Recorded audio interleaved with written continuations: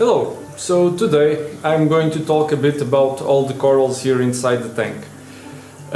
Some of these corals are really old and they've been with me since I started with the saltwater tank back in 2006, I think so, 2006. And one of the oldest corals I have here are the palitoas. And I've been checking and they are really the most toxic palitoas. I think their name is really Palitoa toxica, and they have one of the strongest toxins in the world, and I only learned about that recently. So I've been handling this rock with these palitoas around for a long time without realizing what I was messing with, and I almost never wear gloves, which I should. So this is a tank which is obviously dominated by anemones, and there are two kinds of anemones here.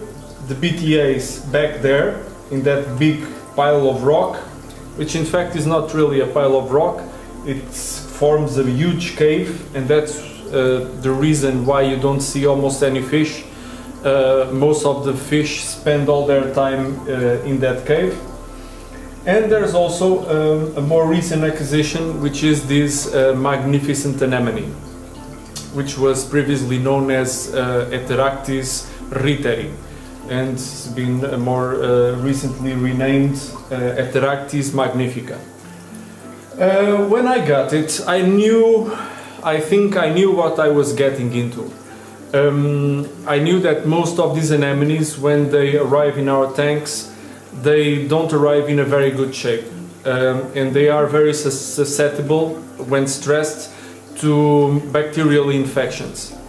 And so before I got it, I already had the antibiotic with me in case I needed it.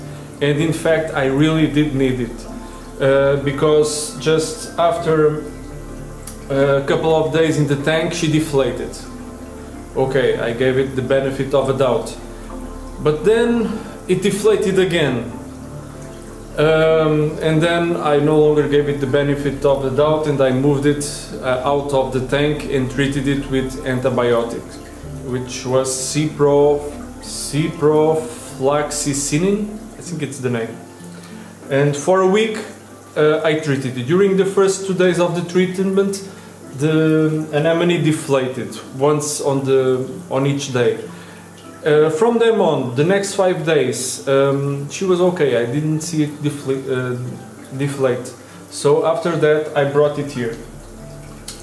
It's a stunning animal, this anemone. I love the base with the purple color.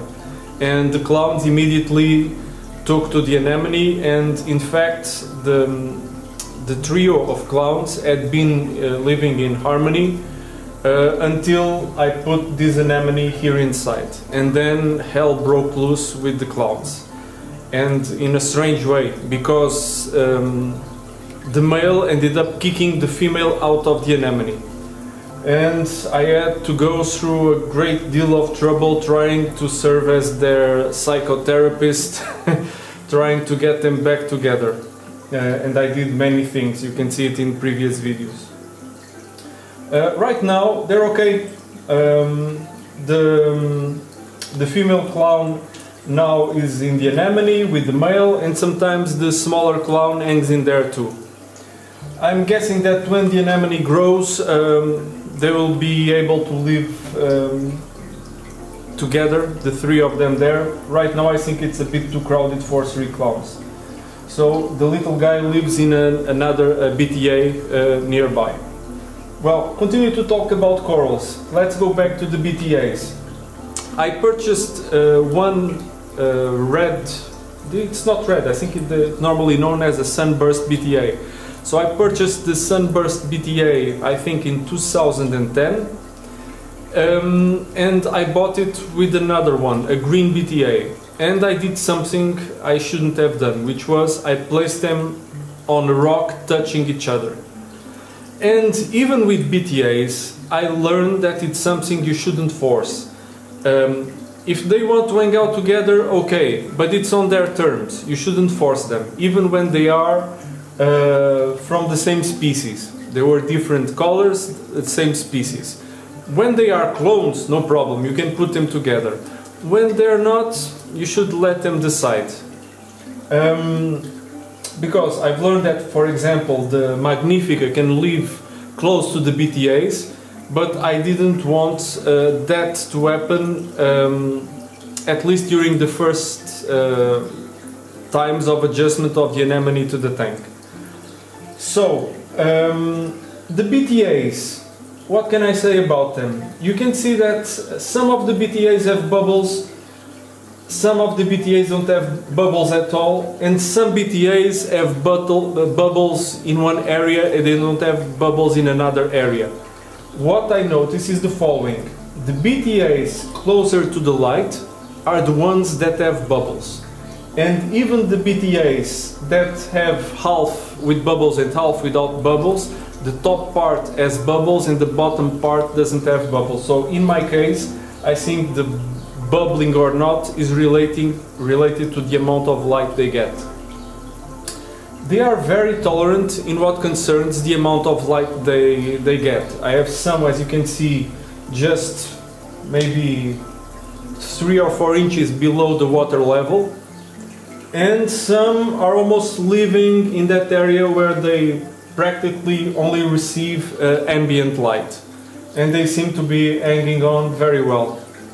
So they are very tolerant animals, and even at times when I have, for some reason, I pick up one anemone and place it very close to the light, I never saw it bleach. They get on very well. But that being said, I wouldn't advise that. These anemones have been in this tank for a long time, and well, they may have coped well with the stress of changing the amount of light because they already are well adjusted to this tank. When I was saying before that I had a green BTA, the green BTA died not immediately, but it went shriveling down until it almost disappeared because it was next to the sunburst BTA. Well, since then I think this BTA has created maybe 60 or 80 clones or 100, I don't know, I lost count. Because so many BTAs have gone out of this tank over the years that I completely lost count. Well, about the BTAs, I find that mine, given the amount of BTAs that are here, I'm guessing maybe close to 30 BTAs, they don't move much. Normally when they settle in a place they like and you give them a stable environment, they don't tend to move. And especially if they have their foot inside the crevice, then they're happy. Happy BTA is a BTA with the foot inside a crevice. And that leads me to the following statement, which is everything I learned over the years about keeping bubble tip anemones is useless when it comes to keeping this guy here, the Magnifica anemone. While BTAs like to have their foot in a crevice, this guy likes to have the foot on a flat surface. This guy you can blast it with light and no problem will come of that. And as I read that they love also light with the lower Kelvin. So I have a spot directly pointed at the BTA and the spot is maybe around 6500 K.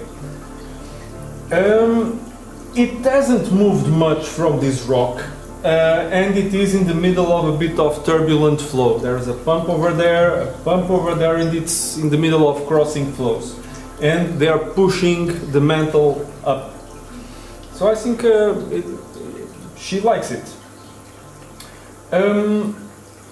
Leaving the anemones. Over there, in the anemone cave, I placed some zinnias, pom-pom zinnias. And I placed them there for a couple of reasons. One, I love zinnias, and I think they're very interesting corals to keep. And the other is that they get along very well with the BTAs. They are very good neighbors, they don't sting each other. and it creates a barrier over there that prevents the BTAs, I hope, from closing the gap between the entrance of the cave that is over there. So having the zinnias over there keeps the gate open, the front gate open to the cave. And depending on the extension of the BTAs on top, the fish can go under, and especially I noticed that the flame angels use it a lot. Although I also have seen both the filefish and the Tomini tang use it. But the Tomini tang is a bit too high and he has to lean a bit to the side, and I see that he doesn't enjoy very much using that passage. Zinnias is a coral that of course you have to be very careful because it can become like a plague in your tank, so it's a bit of a risk to let the zinnias loose. But I'm hoping that the zinnias and the BTAs keep each other in check in terms of expansion.